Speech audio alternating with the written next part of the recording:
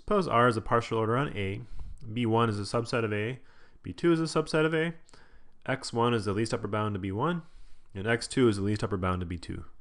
Prove that if B1 is a subset of B2, then X1 is related to X2 by R. Alright, let's draw a picture. We've got a big set A, which I'll represent as just a line. Maybe think of it as the real numbers. And I have a couple of subsets inside of there. And I'm going to be supposing that B1 is a subset of B2. So, okay, so this is A. And maybe I can take B1 to be that, let's say. Okay, this subset inside of A, this interval. And B2 is supposed to contain that, so maybe B2 will be this, which I'm sort of thinking of as an open interval on the real line, but of course this problem is much more general than that. And we're supposed to show, okay, so we're interested in the least upper bound of B1, so I'm going to just sort of take the less than or equal to order on what I'm thinking of as the real numbers here. So the least upper bound of B1, well, that would happen right here, right? So X1 would be right about there. And then the least upper bound of B2 would be right about up here. So I'll label that X2. Good. And we're supposed to prove that X1 is, in this particular case, less than or equal to X2, or related by whatever the relation R is. Well, it looks pretty reasonable in the picture. It's a little bit trickier when we have to work out the logic.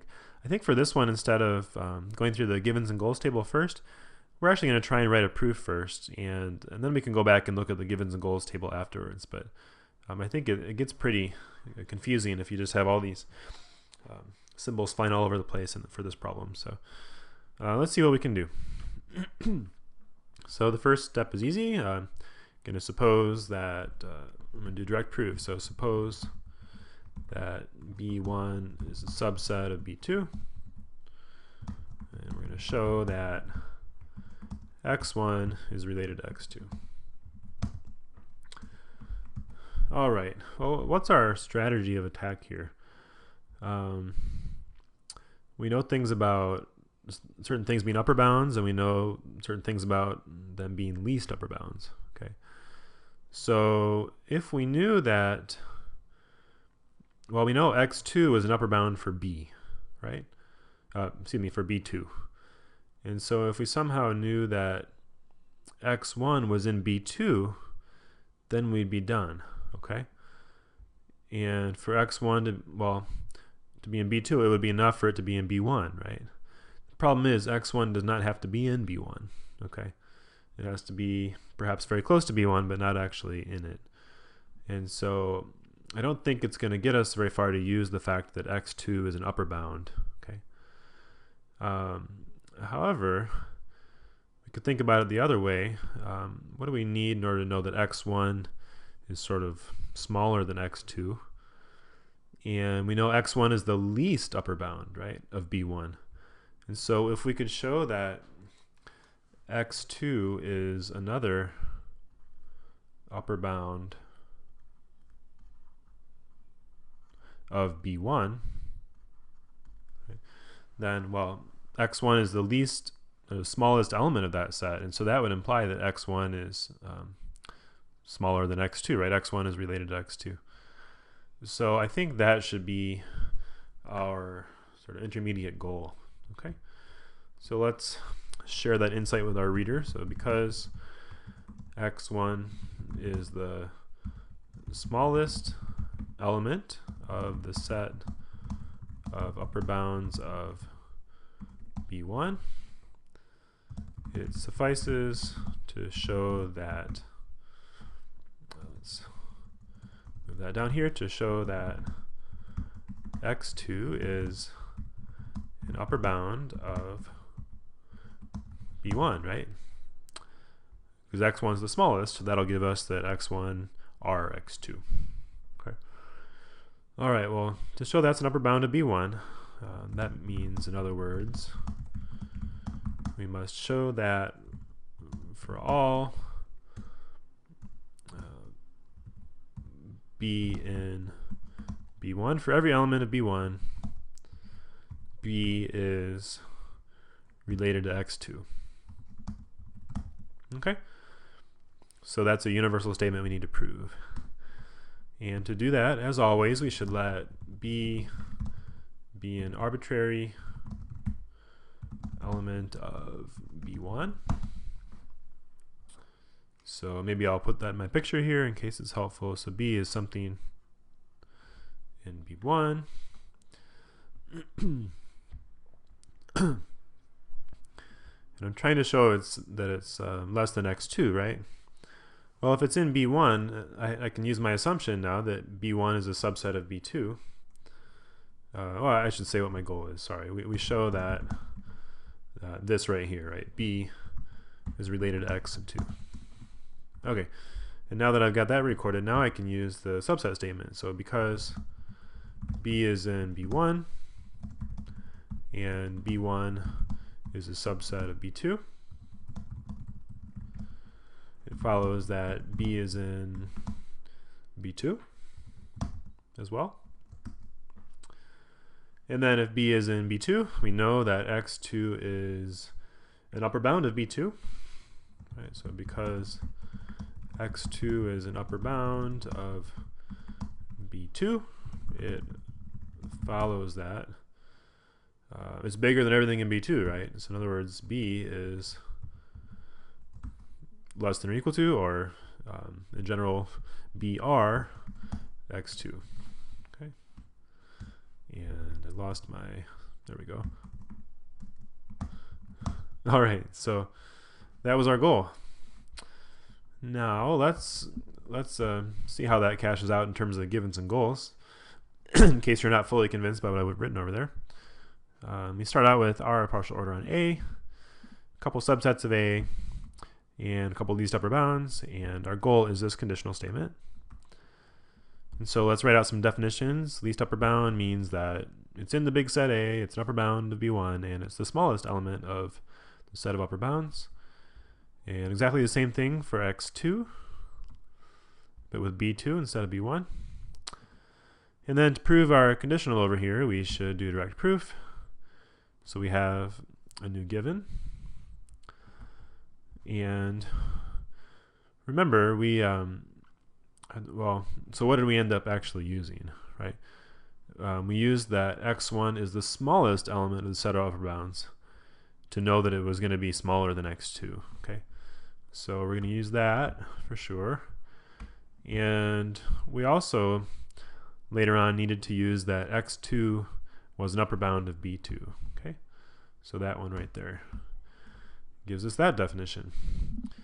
And what you'll notice is that we are not going to use the fact that just that X1 is an upper bound of B1, and we're not going to use the fact that X2 is the smallest element of the set of upper bounds of B2. Okay, we only need sort of half of each of those definitions. All right. Well, now we look at where we're headed, X1, R, X2, and we see if there's anything on the left side that looks similar to that. And well, we have something here, right? We could maybe put an X1 here, except X1 is, well, we don't know for sure that it's an element of B2, and so can't quite use that at this point. But if we look up here, we could maybe replace the X by X2, and that would do it for us, right? So maybe it's more promising to be able to use this one. So let's go ahead and instantiate that where X is X2, see what it looks like. And while we're at it, let's write out the definition of the subset statement. Come back to that later. Bring everything else down.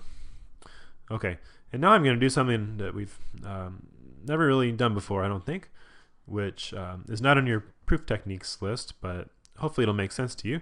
If this is my goal, and I know that this implies exactly my goal, then it would suffice to prove this statement here, the antecedent, right? Then I could combine it with this conditional by modus ponens, and I could arrive at the consequent, which is my goal.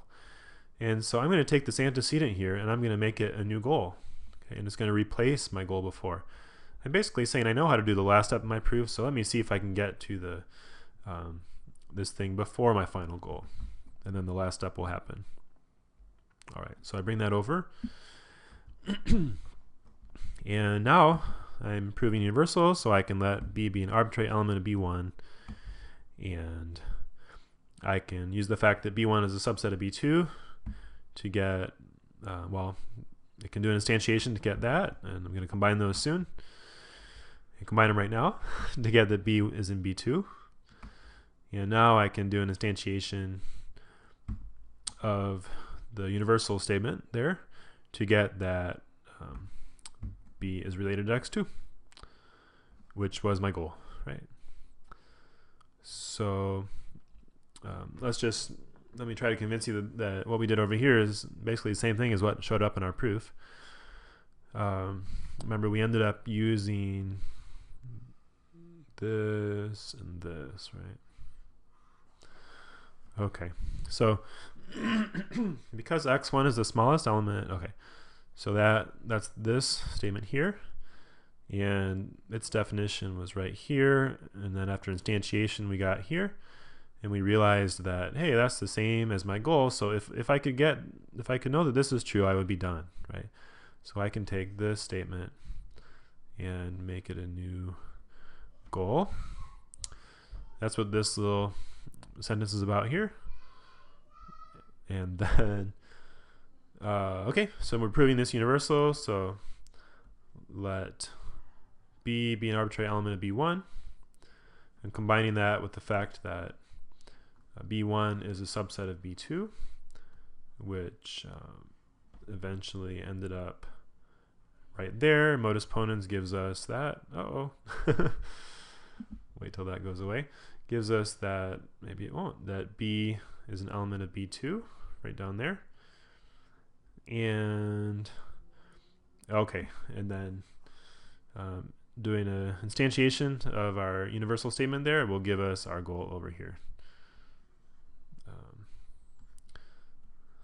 All right, and so that showed up here because B is in B1 and B1 is a subset of B2. It follows that B is in B2. That took us down there.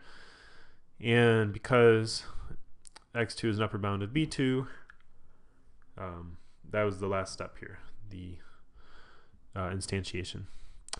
All right, there we go.